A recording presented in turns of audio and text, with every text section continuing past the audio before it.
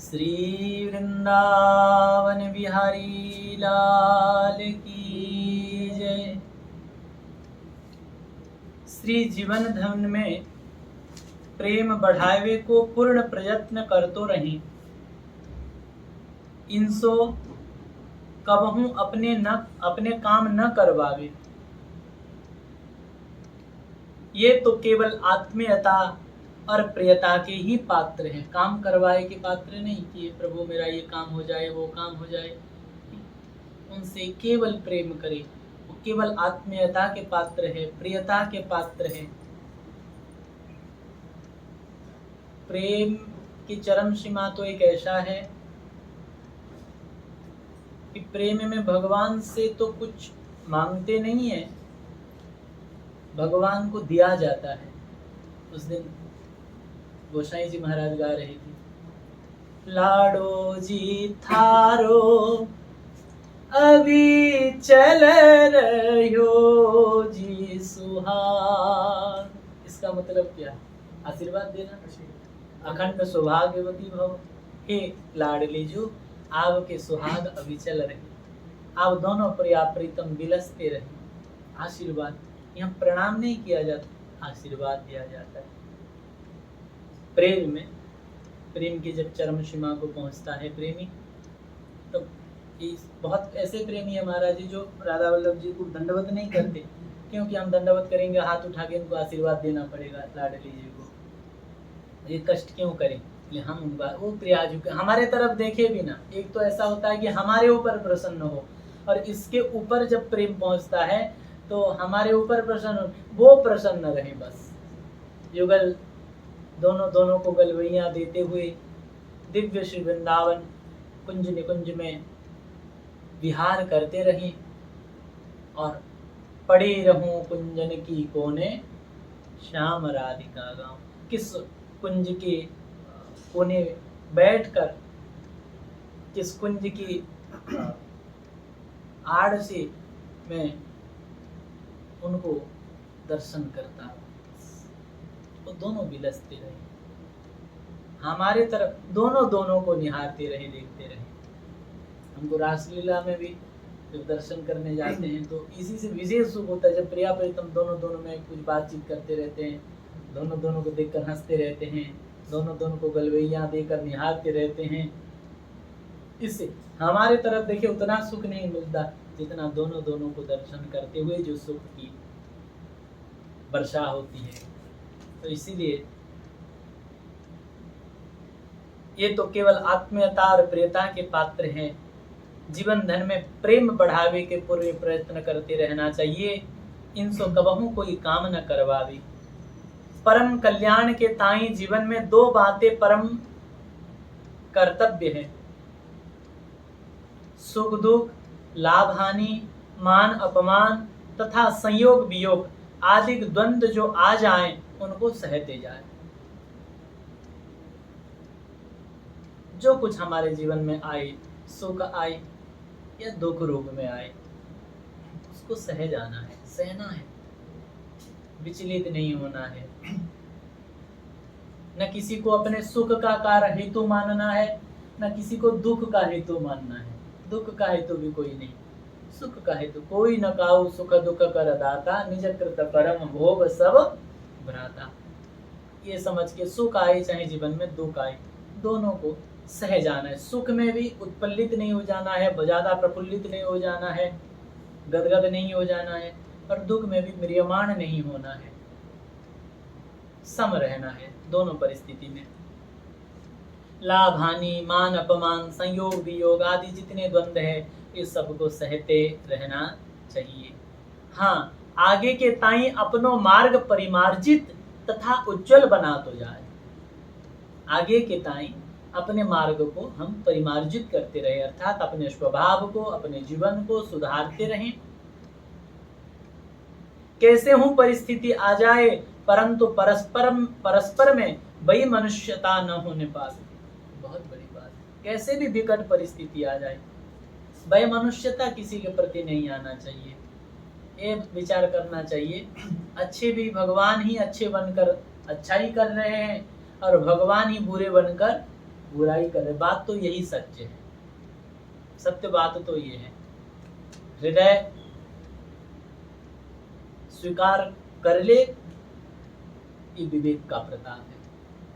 हृदय स्वीकार नहीं कर पाता, लेकिन यही है महाराज, साधु बन के साधुता कर रहे और वही भगवान ही असाधु बन के असाधुता कर रहे। अब बताइए, उस दिन बता रहे थे ना गोसाई जी, औरंगजेब आया, गोविंद मंदिर तोड़ने, हनुमान जी मुकार बोले, ठाकुर जी बोले रुक जा, करने दो। अर्थात कोई तोड़ने वाला नहीं है, सब तोड़ने वाले भी वही हैं और बनाने वाले भी वही हैं और बिगाड़ने वाले भी वही है। हमारे सच्ची बात तो ये है, ये समझ में आ जाए तो हमारे जीवन के कोई द्वंद्व रहेगा नहीं, हम सुलझ के रहेंगे, हमारे जीवन में कोई टेंशन रहेगा नहीं, कोई टेंशन नहीं आएगा, आनंद ही आनंद बना रहेगा।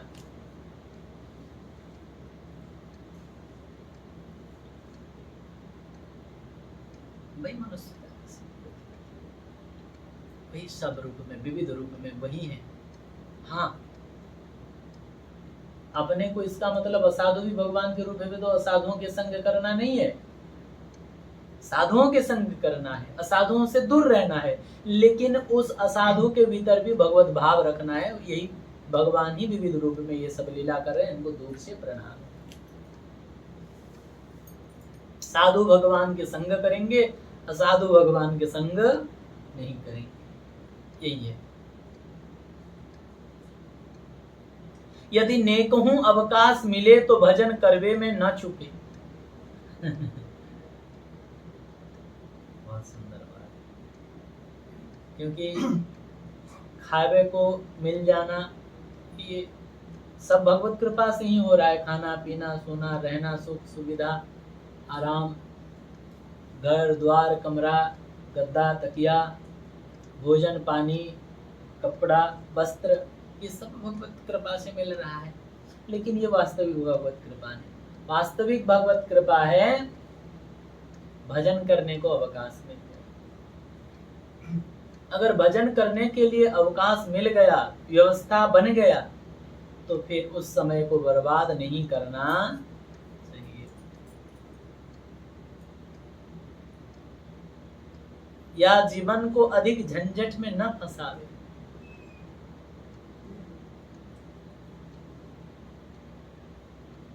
बिना कारण ही हम खींच खींच के झंझटों में खुद फंस रहे हैं। जैसे वो बंदर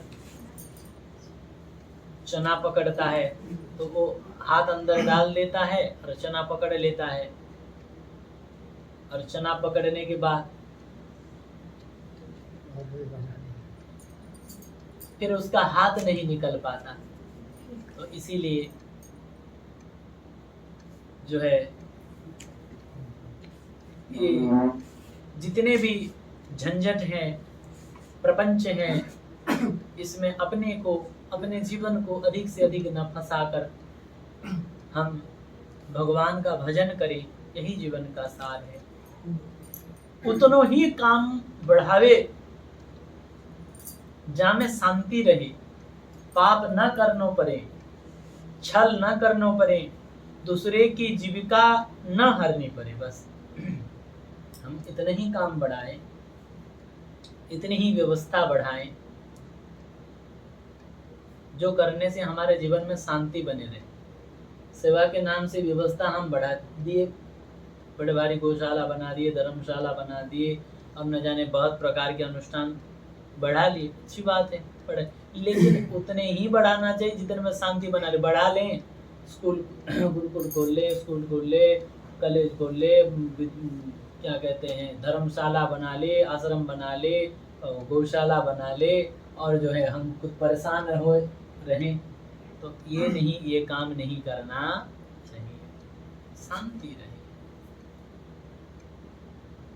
और उसके लिए कोई पाप करना ना पड़े, झूठ सच बोलना ना पड़े, पाप करना ना पड़े, कोई गलत कार्य करना ना पड़े, छल करना ना पड़े, दूसरे की जीविका को हरना ना पड़े, बस उतना काम पड़े।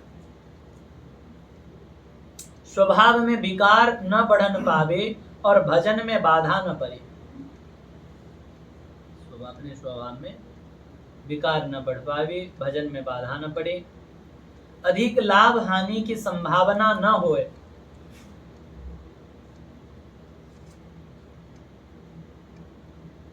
ये करने से बहुत ज्यादा लाभ मिल जाएगा या बहुत हानि हो जाएगा, ऐसा कोई प्रपंच हम न फैलावे।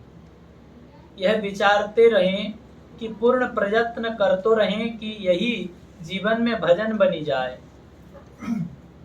व्यर्थ बोलनो, व्यर्थ दिखनो, व्यर्थ सुननो और व्यर्थ विचारनो, इन चारों व्यर्थन से साधक को सदैव बचना चाहिए। और एक बात, व्यर्थ बोलनो, जो जरूरत नहीं है ऐसी बात करना, व्यर्थ देखनो, व्यर्थ सुननो और व्यर्थ विचारनो। कभी कभी विचार भी बहुत व्यर्थ के होता रहता है। लेटे हैं और दुनिया भर के विचार, वो ऐसा है, वो ऐसा हुआ, वैसा क्यों हुआ, वैसा नहीं होना चाहिए, दुनिया भर की चिंता विचार में आता रहता है। इससे क्या होगा, भगवत चिंतन छूट जाता है। संसार की चिंतन होने से भगवत चिंतन छूट जाता है। इसीलिए इन चार चीज से व्यर्थ बात, रघुनाथ दास गोस्वामी जो राधा कुंड में भजन के उन्हीं में इस समय चैतन्य महाप्रभु चार चीज बताए थे। ग्राम्य कथा ना कहिबे, ग्राम्य कथा ना सुनिबे, भालो ना खाइबे यार, भालो ना परिबे, अमानी मानद हैया, सदा नामलय, ब्रजे राधा कृष्ण सेवा, मानसे करिबो। तो इसमें से पहले दो बात है, व्यर्थ, ग्राम्य कथा ना कही, ग्राम्य कथा मतलब सांसारिक चर्चा व्यर्थ चर्चा, ग्राम्य कथा ना कहिबे, ग्राम्य कथा ना सुनिबे, न सुनना है ना कहना है। यदि साधक या उपदेशामृत के पालन में दृढ़ प्रतिज्ञ है जाए तो लोक तथा परलोक सहज में ही सुधर जाएगा। सतवाक्य पालन की विधि पर अधिक ध्यान रखना, प्रथम सतवाक्यों को पढ़ें तथा सुने, तत्पश्चात विचार करें। जो भी सतवाक्य हैं उसको पहले पढ़ें, पढ़ के फिर सुने, क्योंकि जो कहने वाला है हमारा जो वक्ता वो प्रथम श्रोता है। क्योंकि बाकी जितने सुनने वाले हैं वो अन्य मनस्क हो जाएंगे, इधर उधर मन भटका देंगे तो चलेगा, उनका सुनना छूट सकता है। लेकिन जो कह रहा है वो प्रथम श्रोता है। क्यों? क्योंकि वो अगर नहीं सुनेगा तो उसका बोलना गड़बड़ा जाएगा, कुछ भी बोल देगा। बाकी लोग सुने ना सुने, कहने वाला तो जरूर सुनता है कि मैंने क्या कहा। सामने बैठकर भी कभी कभी सुनाई नहीं देता अगर मन इधर उधर चला जाए तो, या नींद आ गया या झपकी आ गया तो क्या कह रहे वो बात छूट जाता है। लेकिन जो कहने वाला है वो जरूर सुनेगा, क्योंकि वो अगर नहीं सुन पाए तो बोल नहीं पाएगा। जो जन्म से बहरे होते हैं वो गूंगे हो जाते हैं, कुछ बोल नहीं पाते। जो जन्म से कुछ शब्दों को सुन नहीं पाते वो लोग बोल भी नहीं पाते। इसीलिए बोलने वाला प्रथम श्रोता है। तो पहले उसका पाठ करें और उसको सुने, उसके बाद उसका विचार करें, मनन करें, फिर क्रमशः सने सने धारणा में लावे। ऐसा नहीं कि एक दिन हम पढ़ लिए सुन लिए और उसको चिंतन करके तुरंत जीवन में आ जाएगा। हम लोग पढ़ते थे पढ़ाई में, स्कूल में, प्रकृति ही नैव मुच्यते, मुच्यते चेत सनेह सनेह।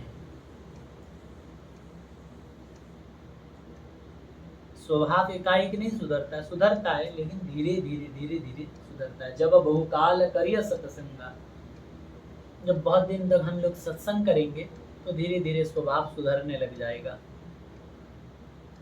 सने सने चिंतन करते हुए, विचार करते हुए धीरे धीरे उस वाक्यों को अपने जीवन में धारण करें। तदनु शुभ अवसर में पालन करने की प्रतिज्ञा करें।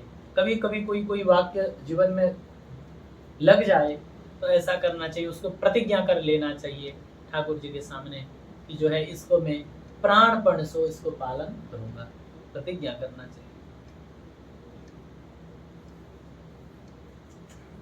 प्राणपण सो पालन करबी की दृढ़ प्रतिज्ञा करे डारी, तथा प्रतिज्ञा को पूर्ण प्रयत्न सो पालन करे। शुभ अवसर है, जैसे शुभ अवसर पर करना चाहिए, जैसे रामनवमी, श्री कृष्ण जन्माष्टमी, मार्गशीर्ष शुक्ला पंचमी, जो बिहार पंचमी, विवाह पंचमी भी कहते हैं, अयोध्या जनकपुर में विवाह पंचमी मनाते हैं, और इसमें बिहार पंचमी कहते हैं अपने वृंदावन में बिहारी जी का प्राकट्य। माघ शुक्ला में श्री गुरुवार तथा कार्तिक शुक्ला षष्ठी, कोई भी पवित्र अपने गुरु जी की तिथि, या राधाष्टमी, जन्माष्टमी, रामनवमी, सीता नवमी, कोई भी ऐसे पवित्र पर हम प्रतिज्ञा कर ले कि आज से हम यही प्रतिज्ञा करते हैं, ऐसे ही से करेंगे, ये चीज को नहीं स्वीकार करेंगे, ये चीज को ग्रहण करेंगे। परम कल्याण के वो मार्ग है श्री सद्गुरु भगवान में पूर्ण श्रद्धा, पूर्ण भगवत भाव, किंतु अन्य महात्मन में अवज्ञा बुद्धि न होए, अपने इष्ट में पूर्ण भाव होए, इष्ट को भजन पूजन बंधन प्रार्थना ध्यान तथा सान्निध्य बढ़तो ही जाए, इनसो प्रेम करवे को अभ्यास करे, आत्मीयता को अनुभव करे। उत्तम प्रकार तो यही है कि इनके ताई अपनो सर्वस्व समर्पण करतो जाए, इनसो कछु इच्छा न करे, तथापि यदि कछु याचना ही करनी पड़े तो इनसो ही करे। अन्य अपने जीवन को पूर्ण समर्पण इनके चरणों में करना चाहिए, और किसी से कुछ मांगना नहीं चाहिए, मांगना चाहिए। अगर कुछ मांगना ही परे बिना मांगे नहीं चल रहा है तो इन्हीं से मांगे, और से न मांगे। बने तो रघुबर ते बने, न तो बिगड़े तो परम।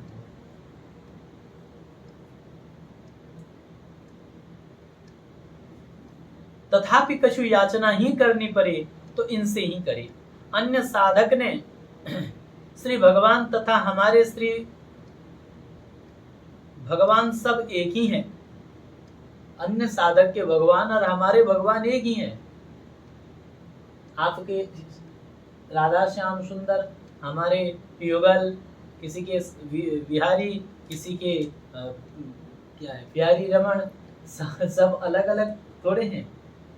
हम सब हाँ वो अलग अलग सखियों के कुंज में आते हैं, तो सखियां सब भक्तजन अलग अलग नाम उनका रख लेते हैं। जब वही ठाकुर जी हरिवंश महाप्रभु के कुंज में जाते तो श्री राधा वल्लभ लाल नाम से बुलाते हैं। वही ठाकुर जी जब श्री स्वामी हरिदास जी के कुंज में जाते हैं तो श्री वांके बिहारी कुंज बिहारी नाम से पुकारे जाते हैं। वो जब गोपाल भट्ट गोस्वामी जी के कुंज में जाते हैं तो वही राधा रमण हो जाते हैं।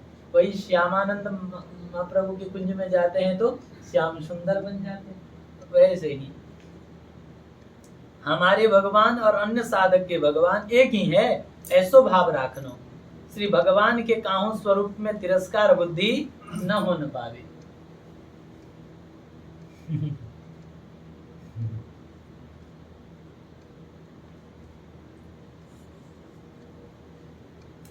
एक ही श्री भगवान के ये सब स्वरूप है, ऐसे विचार राखे। काहू भावुक के भाव में भूली के हूँ, साधारण भाव न लावे। मेरे भगवान के ही सब स्वरूप, ऐसा भाव रहे।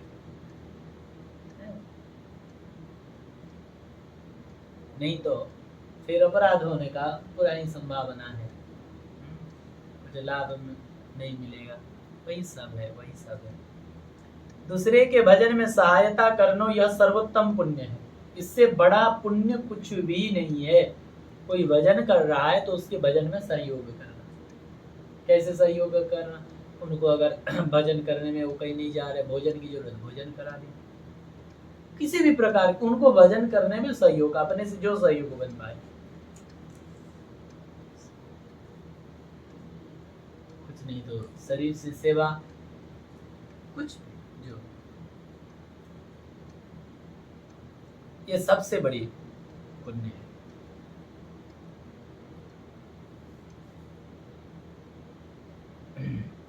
काहू के साधन की आलोचना न करें, ये भी बहुत बड़ी बात है। सब अपने अपने गुरु परंपरा, सब अपनी अपनी उपासना कर रहे हैं। किसी के साधना पर हम लोग आलोचना समालोचना ना करें। हाँ, हम जो कर रहे हैं वो हमारे लिए श्रेष्ठ है, लेकिन जो दूसरा कर रहा है वो उसी के लिए श्रेष्ठ है, उसको नीचा दिखाना नहीं चाहिए। एक ही भगवान की प्राप्ति के अनेक मार्ग है, श्री भगवत प्राप्ति सबको है सके, यह विचार रखनो। महत अपराध से बहुत ही बच तो रहे। जो भावुक श्री भगवान के जा स्वरूप की भावना करे, अवसर आवे पे भगवान व भावुक के ताई वही रूप सो दर्शन दे, यह सिद्धांत है। यत यत धिया त उरगाय विभावयन्ति तत तद बपुः प्रणयसे सदनुग्रहाय। जिस भावना से हम भजन करेंगे उसी भावना से दोनों प्रिया प्रीतम गलवैया दे हुए जो है बढ़िया सुंदर कुंज में हमको दर्शन दे, यही भावना है तो वैसे ही दर्शन देंगे। गाय चराते हुए हैं श्याम सुंदर, तो गाय चराते हुए एकले श्याम सुंदर दर्शन देंगे। कि कोई वात्सल्य भाव के उपासक है, घुटमन चल रहे हैं, चोमका चलत है, चम चम पैजनिया बज रही है, चल रहे हैं, आंगन लीला जो ठाकुर जी के बाल स्वरूप की, तो बाल स्वरूप में दर्शन। जो धनुष बाण धारी श्री रघुनाथ जी के रूप में दर्शन देंगे, राम रूप में दर्शन देंगे। जो त्रिशूल डमरूधारी हैं, जटा जुट वाले हैं, बाबा स्वरूप सरकार में दर्शन करना चाहते हैं, तो भोले बाबा के रूप में दर्शन, वही है, अलग अलग थोड़ी, वही विविध रूप में वही विलास रहे, सब वही है। हमारे युगल के अलावा कुछ है ही नहीं, वही है, ऐसा विचार करना चाहिए।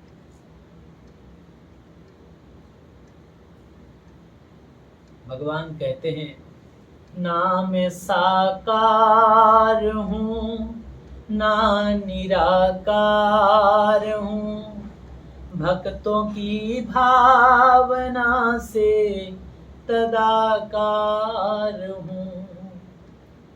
ये यथा मां प्रपद्यन्ते तांस्तथेव भजामि, वही विविध रूप में लीला विलस। श्री भगवत विषय में कबहू विवाद न करें।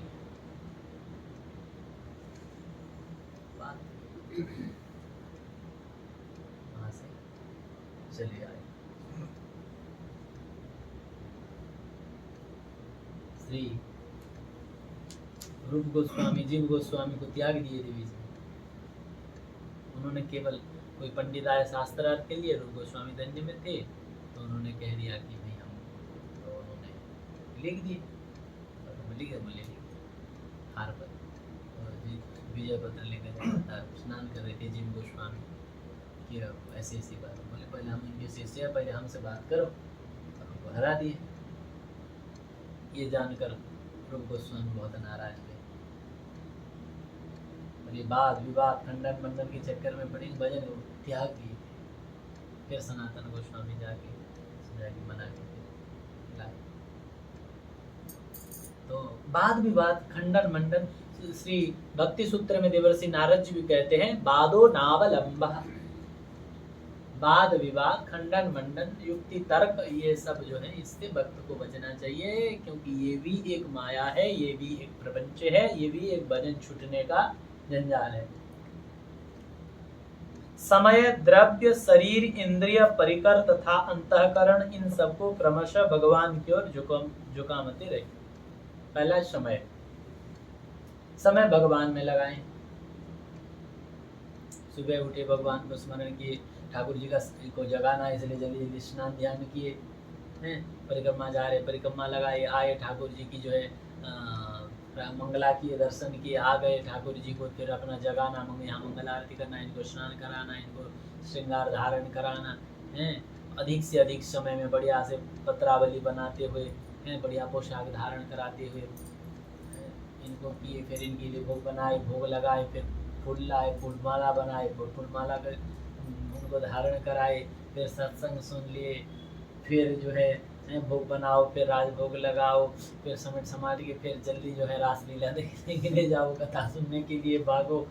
अब महाराज रात के 10 बजे तक यही होना चाहिए, जब से जगें और जब तक सोएं तब तक इन्हीं के सेवा में अपना समय लगे। हमने यहाँ सुदामा कुटी में रहते हैं मोहनी जी महाराज, बहुत सारे ठाकुर जी रखे महाराज जी, सालेग्राम इतने से इतने से इतने से इतने से इतने से इतने से, लाला 4 ठो, लाल जी 5 ठो, युगल मूर्ति 4 ठो, इतने ठाकुर जी रखे हैं कि सुबह से सेवा चल करते करते करते 4 बजे तक ठाकुर जी लोगों को रेडी कर पाते, 3-4 बजे। तो किसी ने पूछा कि महाराज जी एक ठाकुर रख लेते, इतने सारे रखने की क्या जरूरत, आपको कितना समय लग जाता है, उम्र भी काफी हो गए, 70, 75, 80 के आसपास हो जाएंगे मेरे अनुमान से, उससे ज्यादा ही होंगे। तो रात के 2 बजे तक महाराज, पहले तो बिहारी जी के शयन आरती नित्य नेम में था, और फिर आ जाते, और रात को फिर मानस जी का नवाह पाठ रोज 9 दिन में एक बार का मैंने पूरा पाठ रामायण की नवाह पाठ रोज करना, जो भी अपना गीता भागवत सब पाठ आदि रात के 2 टाइम करना, फिर सुबह जो है 3 घंटा 3.5 घंटे ज़्यादा से ज़्यादा सोते हैं, हाँ ज़्यादा 3-3.5 नहीं, 2-3 घंटा सोते, फिर जग जाते, फिर यमुना स्नान करना, जल लेकर गोपेश्वर महादेव जाना, फिर आना, आके फिर अपना सेवा में लग जाना चाहते। तो किसी ने पूछा कि महाराज जी आप इतने सारे ठाकुर जी क्यों रखे हैं, बहुत देर लग जाता है आपको। कभी भी जाएंगे ना ठाकुर जी को नहलाते रहेंगे दोपहर तक, तो कोई पूछेगा, देते ही कहते क्या करें, हमारा बड़ा परिवार है, ये लग जाता है, समय लग जाता है, ऐसे किसी ने पूछा तो उन्होंने उत्तर दिया, बोले हम इतने ठाकुर इसीलिए रखे हैं क्योंकि इतने ठाकुर रखने से हम इतना व्यस्त हो जाते हैं और व्यस्त रहना चाहते हैं, क्योंकि हमको और कोई काम के लिए समय ना मिले, कोई आए तो बात करना, जब ठाकुर जी के श्रृंगार चल रहा है तो आने से किससे बात होगा महाराज जी, कहाँ जाने के लिए समय, कहाँ को कोई आए तो उसके साथ बातचीत करने के लिए समय है, सेवा में लगे हैं। तो हमको ये बात बहुत जमा, बोले बाबा जी बोले कि हम इतने व्यस्त रहते हैं और रहना चाहते हैं कि हमको और कोई काम के लिए समय न मिले। कितना सूत्र वाली बात, हमने अपने डायरी में लिख लिया था ये बात। इसीलिए समय अधिक से अधिक भगवान में लगे। द्रव्य देखिए, जिसके पास कुछ नहीं, भगवान तो एक तुलसी दल से प्रसन्न हो जाते, पत्रम पुष्पम फलम तोयम। लेकिन जिसके पास है, प्रारब्ध से वो सब आ रहा है, तो अधिक से अधिक द्रव्य भगवान में लगाना चाहिए। अपना तो 2 जोड़ी में काम चल जाए, लेकिन ठाकुर जी के लिए रोज रोज सुंदर सुंदर नई सुंदर महंगा पोशाक है, तो पास में अगर झूला में पैसा है, आपके पर्स में पैसा है, तो बढ़िया से बढ़िया उनके लिए श्रृंगार लाएं, बढ़िया से बढ़िया उनके लिए पुष्पमालाएं धारण कराएं, इत्र महंगा से महंगा इत्र लगाएं ठाकुर जी को, बढ़िया से बढ़िया मेवा पकवान का भोग लगाएं। जो अपने पास जो द्रव्य है वो सब भगवान के लिए लगे। अधिक से अधिक समय, द्रव्य, शरीर, अपना शरीर से, जैसे मंदिर में पोछा लगाना, भले ही कोई सेवा करने वाली आ रही है तो वो बाहर का पोछा लगा दे, लेकिन मंदिर का पोछा हमको स्वयं को लगाना चाहिए। शरीर से ठाकुर जी के बाहरी बर्तन वो भले ही कोई धो दे, लेकिन ठाकुर जी का पारखत बर्तन जो निकट रहते हैं उसको हम अपने हाथों से साफ करें। शरीर से भगवान में लगाए, परिक्रमा करना, कीर्तन करना, भगवत सेवा में शरीर को अधिक से अधिक लगाए। इंद्रियों को लगाए, इंद्रिय नेत्र से भगवान का दर्शन करे, नेत्र से वृंदावन का दर्शन करे, कानों से सत्संग सुने, नाम कीर्तन सुने, जिह्वा से नाम ले, जिह्वा से भगवत चरणों की प्रसाद आस्वादन करे, नासिका से भगवान के चरणों के जो पुष्प तुलसी आदि सुगंध है उसको आग्रहण करे, भगवान को के चरणों के तुलसी का सुगंध आग्रहण करे। इंद्रियों को भगवान की ओर लगाए, परिकर को भगवान की ओर लगाए, ये भी जरूरी है। जो अपने पास में रहने वाले हैं, ये अगर भगवान में नहीं लगेंगे तो ये संसार में लगेंगे, तो हमारा मन भी संसार की ओर भटक जाएगा। ये भी एक बहुत महत्वपूर्ण चीज है। जैसा करो संग वैसा चढ़े रंग, जैसा पियो पानी वैसा बने पानी। तो परिकर भी भगवान की ओर लगाएं, क्योंकि वो अगर और कहीं लग रहे हैं, तो हम भी उसमें, हमारा भी मन जाने का भय है। अंतःकरण को, अंतःकरण माने मन बुद्धि चित्त आदि, इसको भी भगवान में लगाए। मन बुद्धि चित्त अहंकार सब भगवान के चरणों में समर्पित हो, इनको क्रमशः भगवत की ओर झुकाम तो रहे।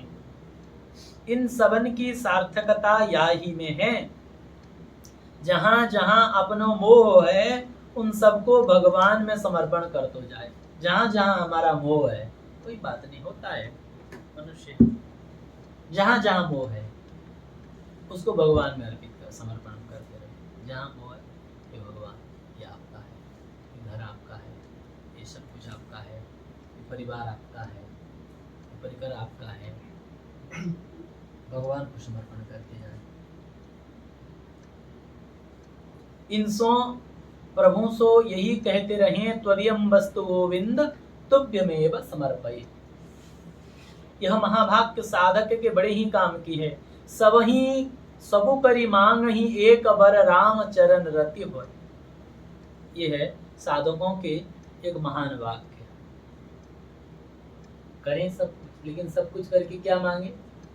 परिक्रमा लगाएं, लेकिन परिक्रमा लगा के तो जब परिक्रमा पूर्ण हुआ तो प्रणाम करके ये मांगे, हे श्री वृंदावन धाम आप कल्पतरु हैं। वृंदावन धाम क्या है? कल्पतरु है। हे श्री वृंदावन धाम आप कल्पतरु है। अंतिम श्वास तक सैव्रिया प्रीतम के चरणों में प्रेम बढ़ी, अनुदिन बढ़ो अनुग्रह तोरे, सीताराम चरण रति मोरी। युगल चरणों में हमारा प्रेम दिन ब दिन बढ़ता रहे। ये शरीर आप श्री धाम वृंदावन से बाहर न जाए, यहाँ आपके श्री वृंदावन धाम में प्राण छूटे, आपकी धाम की से परिक्रमा लगता रहे, एक एक श्वास युगल नाम लेते रहें। सब करी मांग ही एक बर राम चरण रति। कोई अपने से दान बने, पुण्य बने, सत्कर्म बने, साधना बने, तो उसके फलस्वरूप यही मांगे कि युगल चरणों में हमारा प्रेम हो जाए।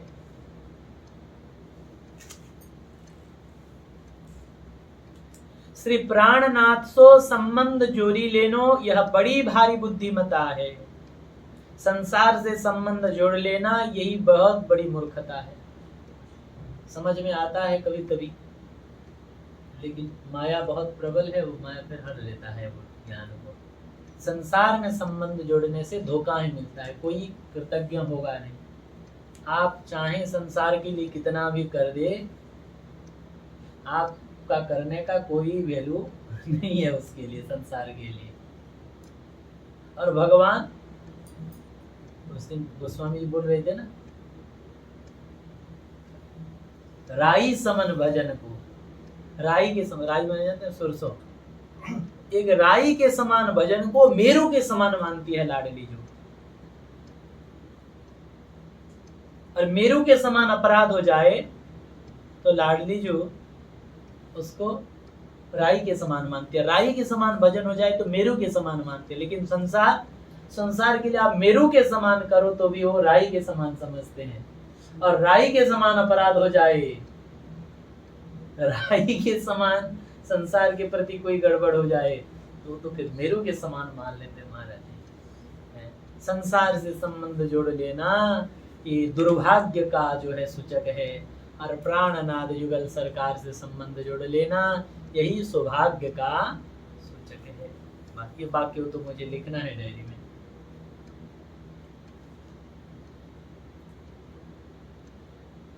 और एक बार सुनिए, श्री प्राणनाथ सो संबंध जोड़ी लेनो, यह बड़ी भारी बुद्धिमता है। और संसार से संबंध जोड़ लेना ये बहुत बड़ी मूर्खता है। साधक को परम कर्तव्य यही है कि शीघ्र जीवन धनसो कोई संबंध निश्चित कर डाले। उनसे कोई संबंध रख ले, संबंध कोई पिता बना लेता है, कोई माता बना लेता है, कोई बंधु बना लेता है, कोई भाई बना लेता है, कोई है, उनसे कुछ बना लो, सब बनने के लिए तैयार है। पहले हम कुछ संबंध बना तो ले, सार्थक तो तब हो जाएगी जब उधर से फिर वो संबंध स्वीकार कर ले। हम भगवान के दास हैं, हम किशोरी जी के दासी हैं। जो संबंध आपको जच रहा है एक बार कोई संबंध बना लीजिए। आगे अपना बनाने से तो ज्यादा नहीं बनता है, क्योंकि हम लोग तो बिगाड़ने वाले बनाने वाले कहाँ हैं। लेकिन उधर से संबंध जब हो जाता है तो फिर आनंद आ जाता है, उधर से फिर हो जाता है। साधक को परम कर्तव्य यही है कि शीघ्रातिशीघ्र श्री जीवन धनसो कोई संबंध निश्चित कर डाले।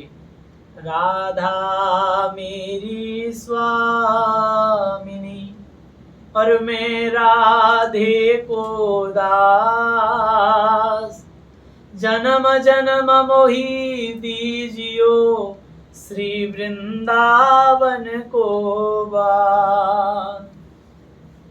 श्री राधे मेरी स्वामिनी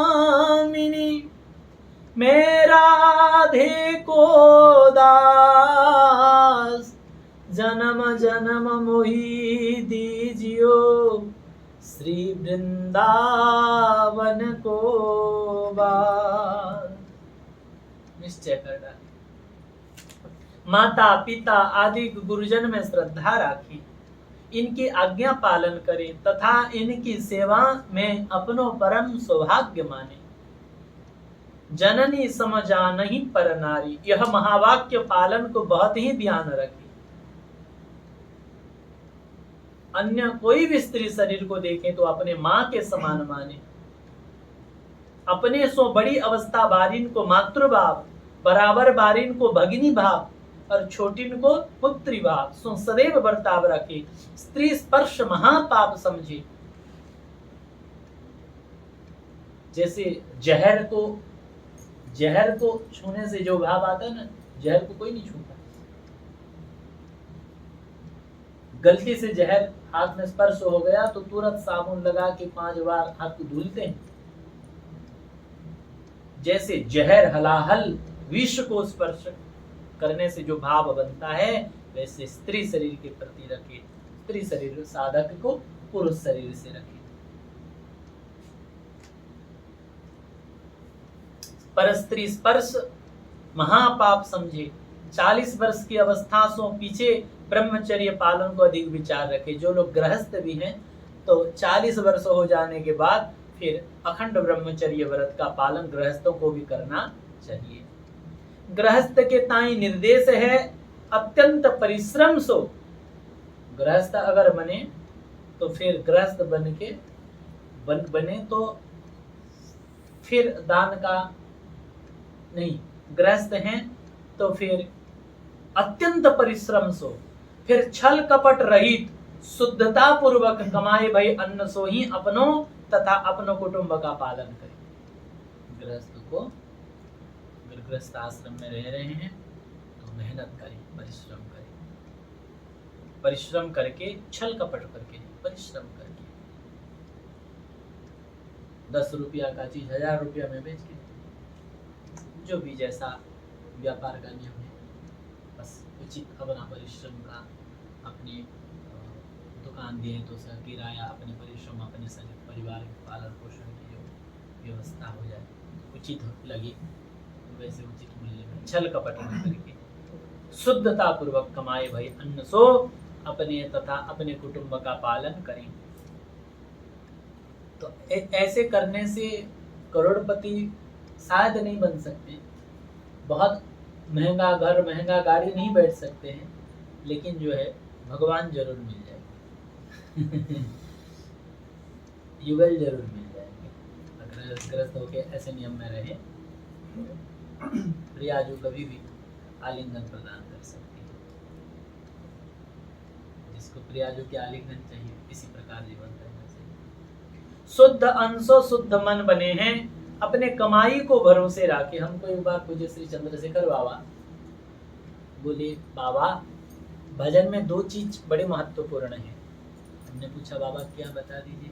बोले अन्न शुद्धि और संग शुद्धि।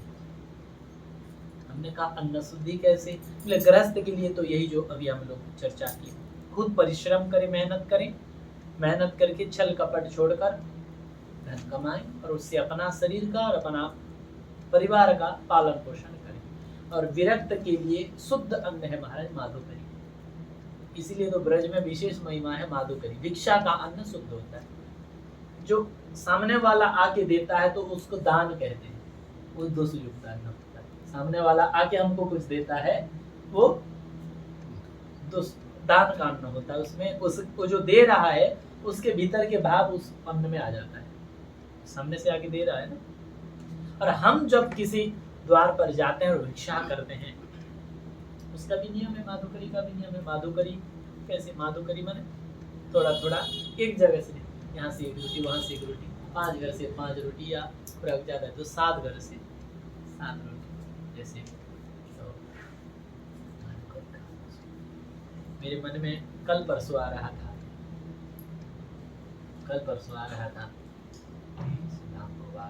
हो रहा है, तो बीच में ईश्वरी जी ने अवसर दिए थे, पास में काम क्यों ना जो बने ठाकुर जी भोग लगे सब पाए, और जो है माधुकरी का अन्न मिले, तो इसी में आनंद रहता।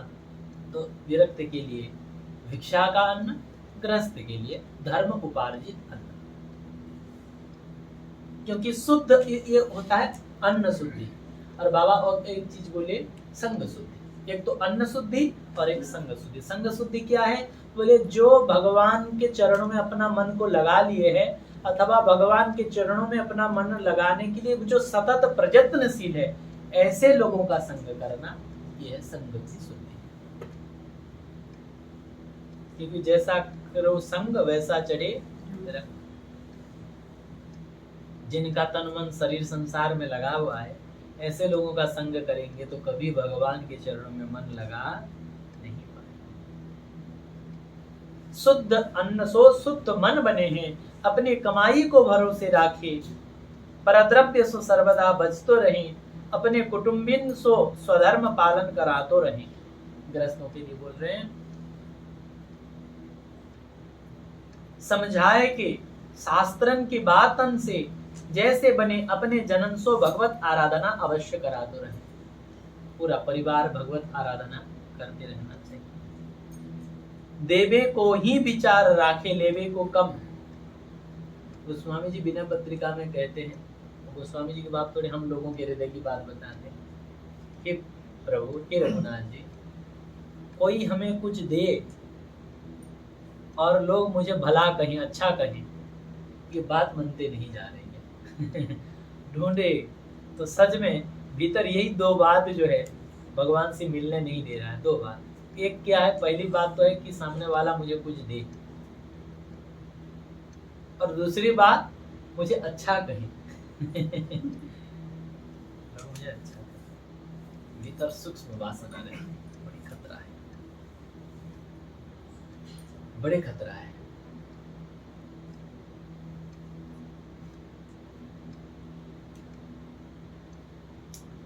देवे को विचार राखे, लेवे को कम, सेवा करवे को विचार राखे, सेवा लेवे को कम। सम्मान देवे को विचार राखे, अपने सम्मान को कम। हम सबको प्रणाम करें, हम ना चाहें कि हमको कोई प्रणाम करे।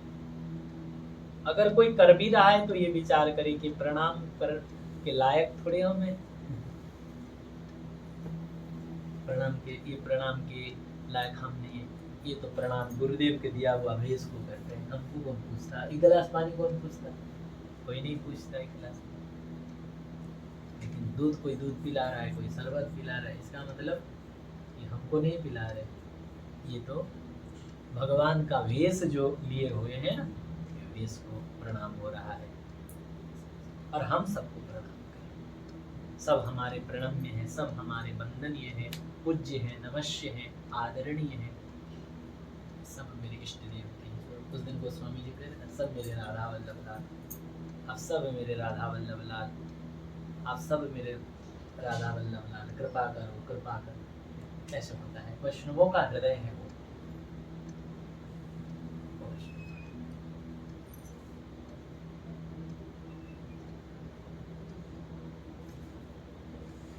अमानिना मान देनम, हम सबको सम्मान करें, हम कभी किसी से सम्मान न चाहें। सबको सुख पहुंचावे को ही विचार रखे, हम सबको सुख पहुंचाने का विचार रखें। मित्र भले ही चाहे अनेकन होए, किंतु भगवत सृष्टि में एक हूँ शत्रु न बन पावे। भले ही संसार में हमारा अनेक मित्र हो जाएं, कोई बात नहीं, लेकिन कोई भी हमारे जीवन में शत्रु नहीं होना चाहिए।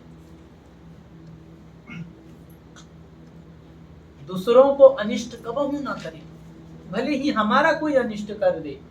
उमा संत के यही बड़ाई, मंद करत जो करई भलाई।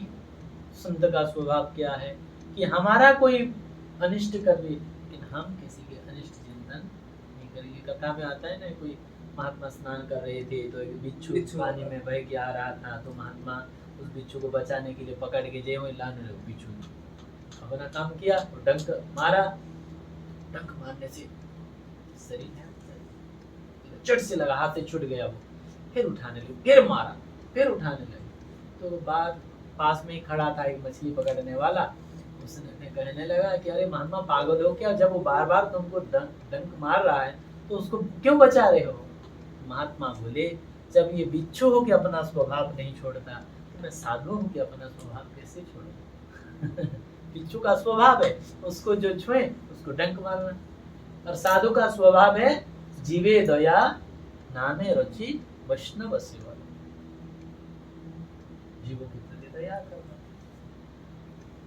तो यही होना चाहिए।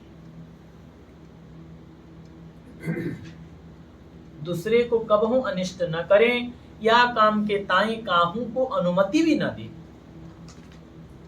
हम अनिष्ट न करें और कोई अनिष्ट करना चाहता है तो उसको अनुमति भी न दे। हाँ नहीं, मैं तो नहीं करूंगा, लेकिन तू जा कर ले, ऐसा भी ना करें। मन सो हूँ कबहू न सोचे, अच्छा ना करें ना करवावें, ना मन से किसी का अनिष्ट सोचे, मन से भी किसी का अनिष्ट न सोचे। मन सो हूँ कबहू न सोचे, जहां ताई है सके उपकार ही करे, यही के ताई दूसरे को अनुमति दे और सोचे। दूसरे का उपकार करने के लिए सोचे, दूसरों को उपकार करने के लिए जो है अनुमति दे, और हम खुद भी जहां तक हो सके दूसरों का उपकार करें, अपकार न करें। दो बातन को सदा ही भुला तो रहें, दो बात को सदैव भूलना चाहिए। क्या? अपने सो यदि काहू के उपकार बन जाए तो उस बात को भूल जाना चाहिए। हमने इसका उपकार किया, इस बात को याद नहीं रखना चाहिए। और काहू ने हमारे साथ कोई अपकार कर दियो तो उसको भूल जाना चाहिए। क्या होता है साधुता में, पढ़ने से हृदय गदगद हो रहा है। हम हमारे द्वारा अगर किसी का भला हो गया है तो इस बात को भूल जाओ, और कोई हमारा बुरा कर दिया, अनिष्ट कर दिया तो इस बात को भी भूल जाओ। अगर प्रियतम चाहिए, दो बात को भूल जाना चाहिए। कितना सुंदर बात है वास्तविक। फिर अंतःकरण तुम्हारा जगमगाएगा, मोती की तरह चमकेगा, सितारों की तरह चमकेगा, निर्मल हो जाएगा हृदय। और निर्मल मन जन सो मोहि। हमको तो ऐसा लगता है कि यही एक ग्रंथ हमारा जीवन में पर्याप्त है, इसके अलावा और कुछ भी। जैसे मारने के लिए तीर तलवार की जरूरत है महाराज, खुद मरने के लिए तो अपना सांप ही काफी है। जो कपड़ा ओढ़े खुद मरने के लिए काफी है? गले में लगा के टांग दिए तो जुड़ गए तो खत्म। अपने मरने के लिए तो इतना काफी है, दूसरों को मारने के लिए तेल तलवार गोली और बारूद की जरूरत है हमने। वैसे दूसरों को समझाने के लिए तो बहुत सारे शास्त्र पढ़ने की जरूरत है, लेकिन अपने कल्याण के लिए तो मुझे लगता है कुछ जैसे पंडित जी महाराज की ये ग्रंथ वाणी जो है, ये एक वाणी को अगर हम लोग रोज चिंतन करते रहे, अपने जीवन में उतारते रहे, तो हमें लगता है बहुत जल्दी पर्याप्तम हृदय में, अपने चरणों में हमें स्थान दे देंगे। दो बातन को भूलें। क्या? अगर हमसे किसी का उपकार हो गया है तो भूल जाएं, और किसी के द्वारा हमारा अपकार हो गया है तो उसको भूल जाएं। दो बातों को कबहू न भूलें, दो बात को कबहू न भूलें। कौन कौन बात? अपने साथ यदि काहू ने उपकार किए हो तो न भूलें। कोई हमको एक गिलास ठंडा पानी पिलाया है तो जब तक एक गिलास दूध न पिला दे तब तक चैन नहीं करना चाहिए। और क्या नहीं, और क्या न भूले? बोले दुर्भाग्य सो यदि अपने सो काहू को अपकार बन जाए। अगर दुर्भाग्य से हमारा किसी का हमारे द्वारा किसी का अनिष्ट हो गया है तो भी ना भूले कि हमने इनका तो ऐसा, हमारे कारण इनका इतना अनिष्ट हो गया, इस बात को ना भूले।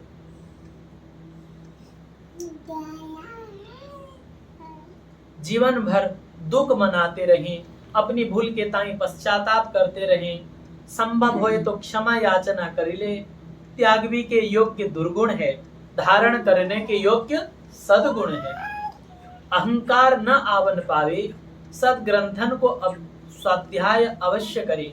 योग्य पुरुषन की जीवनी अवश्य ही पढ़े, तथा इनकी सद्गुणन को अपने में धारण करवे को अभ्यास करे। दीनता को भाव बढ़ातो ही रहे, एक एक क्षण को बहुत सावधानी सो परम आवश्यक सत्कार्यन में ही व्यतीत करवे को अभ्यास करे।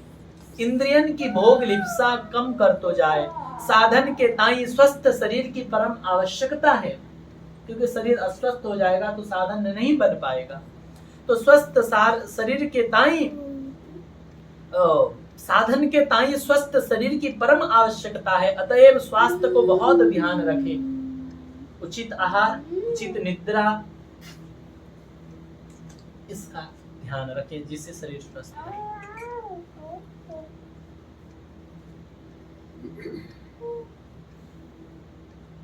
हाँ, चिंता शोकाधिक मन में अशांति उत्पन्न करे हैं। चिंता, शोक करना ये मन में अशांति उत्पन्न कर देता है। अतएव साधक को इनसे बहुत ही बचना चाहिए। सबरे शुभ कर्मन को, सबरे सद्विचारन को, स्वाध्याय तथा सत्संग आदिकन को फल एक यही है कि